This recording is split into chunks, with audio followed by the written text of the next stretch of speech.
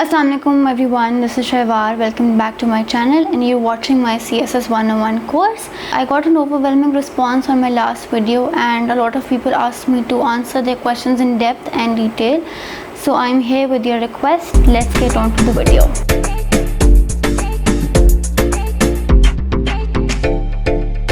So the recurrent question that I got after the video I posted was about recommended books and resources.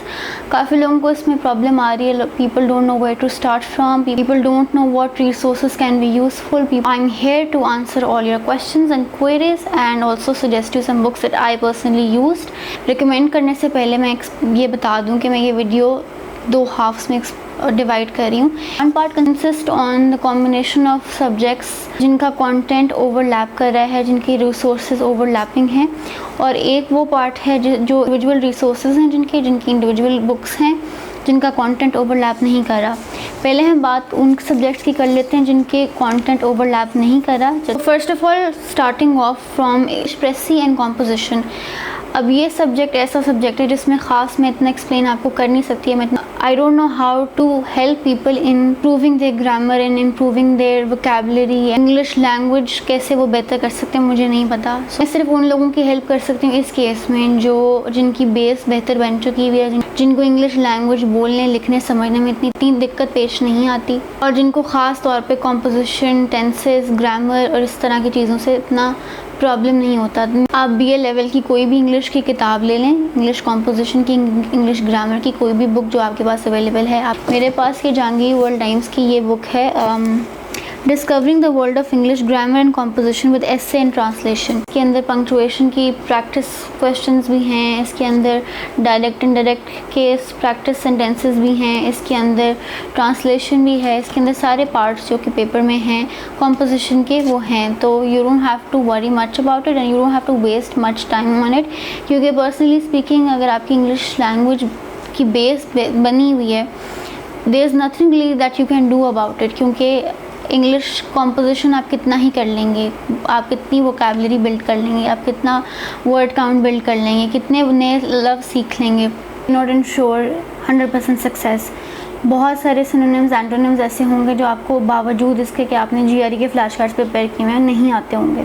तो आपका focus प्रेसी के ऊपर होना चाहिए. Precis is the most important component of this exam. अगर precis आपकी fail है तो it's very hard for you to pass this exam. Precis को करने का तरीका ये है कि आप करंट अफेयर्स के लिए, पाक अफेयर्स के लिए और बाकी एग्ज़ाम्स के लिए, IR, पॉलिटिकल साइंस एक्सेट्रा के लिए डेली बेसिस पे आप अखबार पढ़ रहे होंगे, आप एडिटोरियल्स पढ़ रहे होंगे, अपनी ओपिनियंस पढ़ रहे होंगे. तो आपने करना ये है कि आपने डेली जब आपने अखबार पढ़ना है तो आपने आधा घंटा निकालना है और आपने जो एडिटोरियल पढ़ा है या जो ओपिनियन आपने पढ़ा है वो आपने कोई प्रेसी करनी है. आपने उसको शॉर्ट करके लिखना है, अपने लफ्ज़ में लिखना है और आपने कंसाइज करके लिखना है. मीनिंग वही रहे लेकिन उसकी लेंथ शॉर्ट करनी है. आपने 1/3 में करके देखना है. Practice daily, the more practice you do the better you get. और वो अपने फैमिली मेम्बर्स, फ्रेंड्स से, टीचर्स वगैरह किसी से भी आप चेक करा सकते हैं. अगर आपको ये बुक नहीं मिल रही है, अगर आपको कोई और बुक चाहिए तो हाफिज़ करीमदाद चुगताई साहब की किताब है इंग्लिश प्रेसी एंड कॉम्पोजिशन के नाम से. That is really good. आप वो कंसल्ट कर सकते हैं. पास्ट पेपर्स में जो प्रेसी के पैराग्राफ्स होते हैं आप उनको प्रैक्टिस करें, उनकी प्रेसी करें, उनको बार बार छोटा करके लिखें. कॉम्पोजिशन पेपर आपका इस तरह से कवर हो जाएगा. Coming to word general science and ability. अब साइंस एंड एबिलिटी दो पार्ट्स में डिवाइडेड है. एक जनरल साइंस पार्ट है और एक एबिलिटी पार्ट है. जनरल साइंस के अंदर आपके साइंस के प्योर साइंसेस के टॉपिक्स हैं और जो एबिलिटी है उसमें लॉजिकल थिंकिंग और मैथमेटिकल पोर्शन है जिसके अंदर आपकी क्रिटिकल एनालिटिकल थिंकिंग के सवाल भी हैं जो GRE, NAT, GAT और SAT इस तरह के एग्ज़ाम्स में आते हैं. और मैथमेटिकल पोर्शन में ट्रिग्नोमेट्री, अरिथमेटिक्स, प्रोबेबिलिटी इस तरह के सवाल हैं. तो आपको जनरल साइंस अगर पढ़ना तो आप जनरल साइंस एंड एबिलिटी के लिए भी आप करंट जहांगीर वर्ल्ड टाइम्स की किताब यूज़ कर सकते हैं. अगर आपको जनरल साइंस एंड एबिलिटी की अलग से किताब यूज़ करनी है तो आप मियां शफ़ी की किताब है वो आप यूज़ कर सकते हैं, काफ़ी अच्छी किताब है. उसके अलावा अगर आपको एबिलिटी के क्वेश्चंस करने हैं, मैथमेटिकल क्वेश्चंस करने हैं तो उसकी वेबसाइट है indianbix.com. मैं लिंक डाल दूँगी डिस्क्रिप्शन में. उधर से आपको लॉजिकल और क्रिटिकल थिंकिंग के क्वेश्चन, प्रैक्टिस क्वेश्चंस मिल जाएंगे. इसके अलावा मैथमेटिकल क्वेश्चंस भी प्रैक्टिस करने के लिए मिल जाएंगे. ये कमिंग टू वर्ड इस्लामियात. इस्लामियात का जो रेट है फेलियर का वो इंग्लिश प्रेसी और इंग्लिश एसे के बाद सबसे ज़्यादा हाईएस्ट है. लोग इसको टेकन फॉर ग्रांटेड लेते हैं, लोग इसको ईजी लेते हैं, लोग समझते हैं आसान है, इस्लाम में तो हम करते आए हैं तो हमें तैयारी करने की ज़रूरत नहीं है।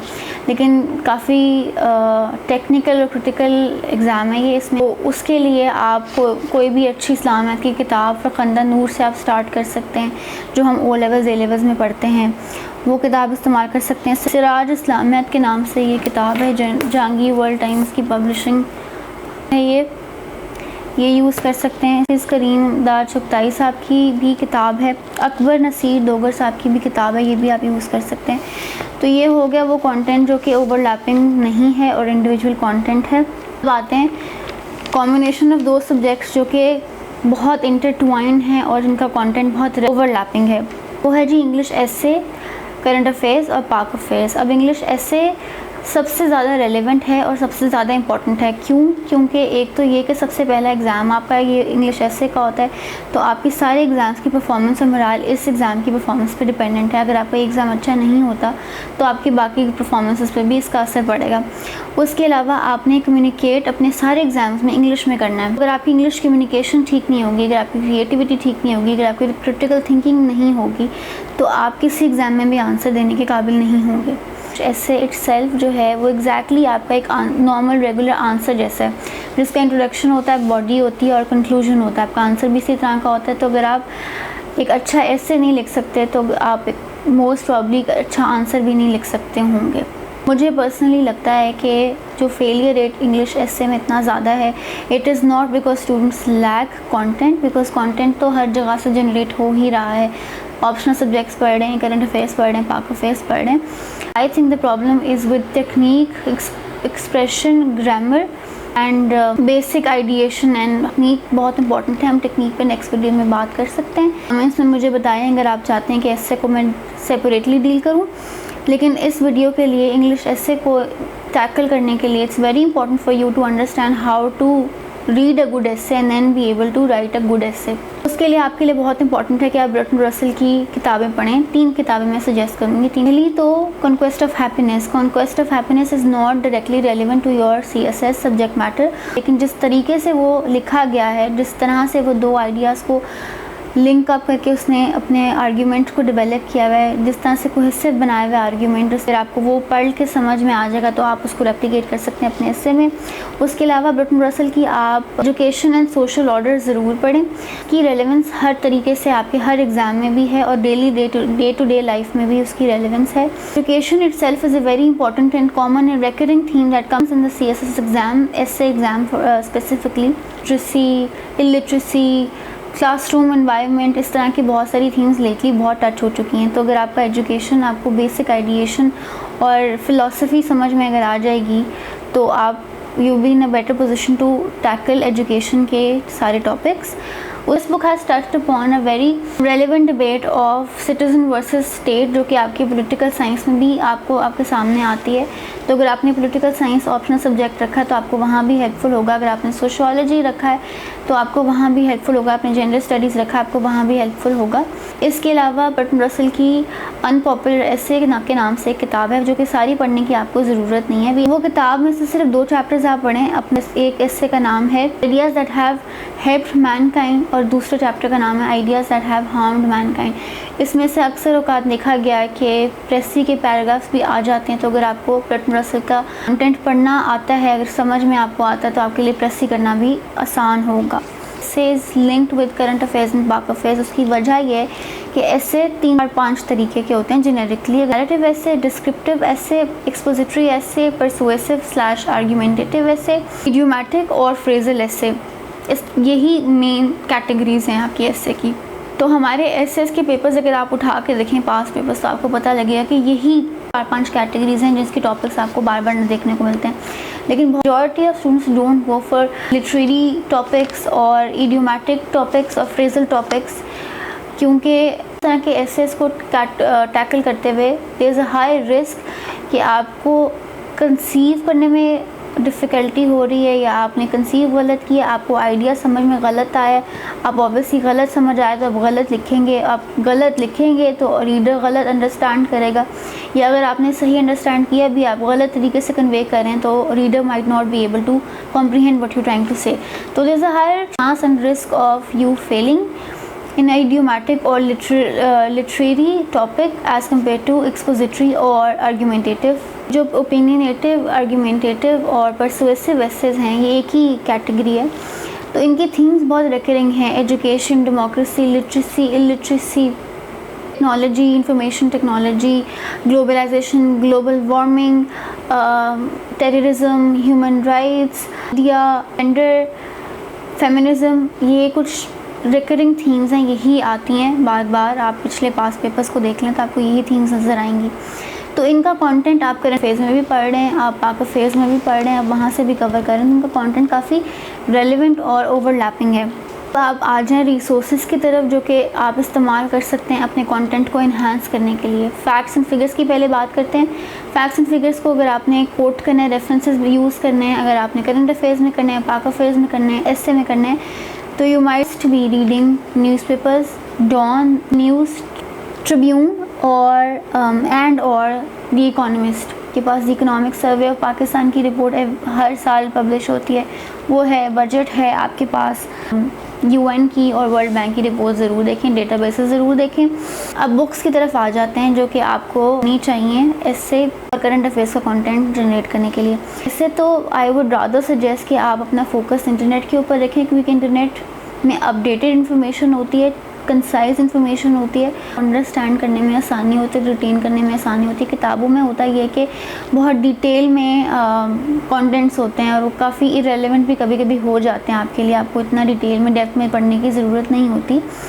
लेकिन व्हेन यू स्टार्टिंग ऑफ, तो जो मैं किताबें आपको बताने लगी हूँ ये तो बेयर मिनिमम है, आपको पढ़नी चाहिए ही चाहिए अगर आप अच्छा स्कोर करना चाहते हैं, अगर आप क्लियर करना चाहते हैं। जनरली अगर आपने जनरल कंटेंट की बात करें तो आपके पास एटलीस्ट युवल नहारी की एक हिस्टोरियन है, अमेरिकन हिस्टोरियन, उनकी किताब 21 लेसन्स फॉर 21st सेंचुरी किताब लाजमन होनी चाहिए। उसके अंदर वो सारी एलिमेंट्स हैं, वो सारे कंटेंट्स हैं जो 21st सेंचुरी के लिए रेलेवेंट हैं, जैसे कि आपके पास बेसिक आइडिएशन के लिए कुछ ना कुछ बैक एंड पे लिटरेचर हो, इससे के लिए भी और करंट अफेयर्स के लिए भी, एंड फॉर दैट मैटर पाक अफेयर्स के लिए भी। At the cross road, domestic dynamics and external pressure के नाम से किताब आती है, ये आप ज़रूर पढ़ें। इंग्लिश एस्से में आपको काफ़ी हेल्पफुल होगी, क्योंकि 2020 का पेपर आप देखें तो आपको पता लग गया कि करंट अफेयर्स की थीम्स भी वो पूछते हैं एस्से के लिए। ये किताब FPSC ने रिकमेंड की हुई है, ये किताब करंट अफेयर्स के लिए रिकमेंडेड है। Issues in Pakistan economy by Saeed Akbar Zaidi, इसके अंदर काफ़ी कंटेंट्स हैं जो कि FPSC ने सिलेबस में दिए हैं करंट अफेयर्स और पाक अफेयर्स के हवाले से। इसके अलावा एक किताब आती है पाकिस्तान अ हार्ड कंट्री, ये लाजमन आप पढ़ें। इंग्लिश एस्से के लिए भी आपके लिए हेल्पफुल होगी और आपके लिए करंट अफेयर्स के लिए भी हेल्पफुल होगी।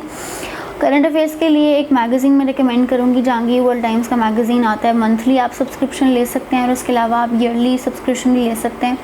मैं तो करंट अफेयर्स के आप कंटेंट सिलेबस से निकाल के देखें तो आप हर कंटेंट को इंडिविजुअली इंटरनेट से देख सकते हैं और अपना नोट्स अपने खुद जनरेट कर सकते हैं। लेकिन अगर आप ये शॉर्टकट देखना चाह रहे हैं और आप चाह रहे हैं कि आपको बेसिक आइडिया मिल जाए, तो ये है to the point current affairs by Waseem Riaz. ये भी जहांगीर वर्ल्ड टाइम्स की पब्लिश्ड बुक है, आप ये देख सकते हैं। इससे आपको बेसिक आइडिया हो जाएगा कि फ्रेमवर्क क्या है और किस तरह से लिखना क्या है, basic. You must add on to the content. Current affairs में एक और किताब आपको काफ़ी हेल्पफुल हो सकती है जो कि आपको इंटरनेशनल रिलेशंस में भी काफ़ी हेल्प कर सकती है, वो है ये किताब हेनरी किसिंजर की world order. This is a very good book if you just starting of और आपको इंटरनेशनल रिलेशंस की, ग्लोबल अफेयर्स की इतना आइडिया नहीं है, तो ये किताब आपको काफ़ी हेल्पफुल हो सकती है। इसके अलावा अब आप आ जाएँ पाक अफेयर्स की तरफ। पाक अफेयर्स में एक पोर्शन है आपका रिफॉर्मर्स का, एक पोर्शन आपका प्री पार्टीशन, एक है pre post partition till date. तो रिफॉर्मर्स के ऊपर तो आप कोई भी किताब, आपकी जो हिस्ट्री की किताब हो, इंडो पाक की हिस्ट्री की किताब उठा लें, आप इजीली कहीं से भी पढ़ सकते हैं। रिसेंट सालों में देखा गया है कि एग्जामिनर का फोकस पाक अफेयर्स में करंट इश्यूज़ के ऊपर ज़्यादा है एज़ कम्पेयर टू रिफॉर्मर्स या प्री पार्टीशन। प्री पार्टीशन से एक सवाल आ जाता है और एक रिफॉर्मर से सवाल आ जाता है, बाकी सवाल आपके सारे करंट इश्यूज से होते हैं। प्री पार्टीशन पोर्शन को करने के लिए एक किताब है trek to Pakistan by Ahmed Saeed. ये काफ़ी किताब अच्छी लिखी हुई है, इसमें हेडिंग वाइज कंटेंट डिवाइडेड है। तो आप किताब है the making of Pakistan by K Aziz की काफ़ी किताब बहुत अच्छी है, इसमें एक्सप्रेशन बहुत अच्छा इस्तेमाल किया गया है हर। So if you are a beginner तो आप ट्रैक टू पाकिस्तान पढ़ें सबसे पहले और फिर मूव करें किंग ऑफ पाकिस्तान की तरफ। लेकिन अगर आपकी बेस ऑलरेडी बन चुकी हुई है और आपको ऑलरेडी थोड़ा बहुत आइडिया है इंडो पाक हिस्ट्री के बारे में, तो आप स्टार्ट कर सकते हैं के अजीज़ की किताब द मेकिंग ऑफ पाकिस्तान से। उसके अलावा एक और किताब मैं रिकमेंड करूँगी जो ज़रूरी नहीं है कि आप पढ़ें, लेकिन अगर आपके पास टाइम है और अगर आप पढ़ सकते हैं तो आयशा जलाल की किताब द सोल स्पोक्सपर्सन, ये हिस्ट्री है आपकी, वो काफ़ी अच्छी इसमें बताई गई है। पार्टीशन, उसके लिए किताबें हैं। एक किताब है पाकिस्तान पैराडॉक्स जो क्रिस्टोफर जे लॉर्ट की है, तो ये किताब काफ़ी अच्छी है for you to understand Indo Pak relations and also domestic relations of Pakistan.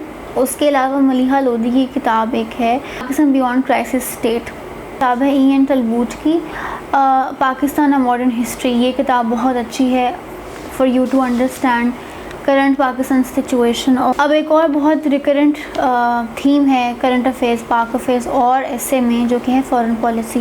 Foreign policy को प्रिपेयर करने के लिए आप मलिहा लोधी की किताब जो मैंने अभी बताई है वो पढ़ सकते हैं। और के अलावा आर्टिकल है an overview of Pakistan foreign policy from 1947 to 2004, doctor Hasan Askari Rizvi.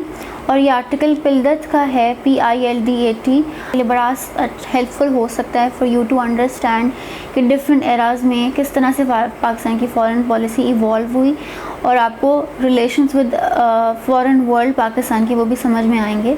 इसके अलावा अहमद राशिद की 2 किताबें हैं, एक sent into chaos the US and future of nation building in Pakistan and Afghanistan and Central Asia. ये किताब काफ़ी अच्छी for you to understand and have a grip on international relations with Afghanistan, strategic relationship with US and also Central Asia. इसके अलावा इनकी एक और किताब है Pakistan on the brink, future of Pakistan Afghanistan and West. इसमें भी तीनों strategic relationship of waste, Pakistan and Afghanistan और उसका फ्यूचर काफ़ी इंपॉर्टेंट है, बहुत रेलिवेंट टॉपिक है, आपके लिए बहुत हेल्पफुल हो सकता है दोनों इंटरनेशनल रिलेशंस और करंट अफेयर्स के एग्ज़ाम के लिए। इसके अलावा पाक अफेयर्स में आपको ये किताब मेरे पास एक है जो मुझे पर्सनली बहुत हेल्पफुल लगी थी। ये किताब है गवर्निंग दी अनगवर्नेबल बाय इशरत हुसैन, काफ़ी अच्छी किताब है। आप एक और किताब है जो आपके लिए हेल्पफुल हो सकती है अगर आपके पास टाइम है और अगर आप पढ़ सकते हैं, तो why nations fail. This book I wouldn't recommend this book, पर से इतनी हेल्पफुल नहीं है, तो अगर आप पढ़ना चाहें तो आप पढ़ लें, ना भी पढ़ें तो कोई मसला नहीं है। पाक अफेयर्स में एक और किताब मेरे पास ये है for those who are beginners और जो बिल्कुल कंटेंट अपना जनरेट कर रहे हैं। ये किताब है पाकिस्तान स्टडीज़ बाय इकराम रबानी, बहुत आसान इंग्लिश इस्तेमाल हुई हुई, एक्सप्रेशन बहुत इजी है इसका, बहुत इजी टू अंडरस्टैंड है। ये इस किताब आप यूज़ कर सकते हैं अपने बेसिक कंटेंट जनरेट करने के लिए। So guys, I think I have listed all the books that I knew were helpful to me at least. Hope that you also find these books helpful. Please let me know if you want me to elaborate on further questions. See you in the next video. Bye.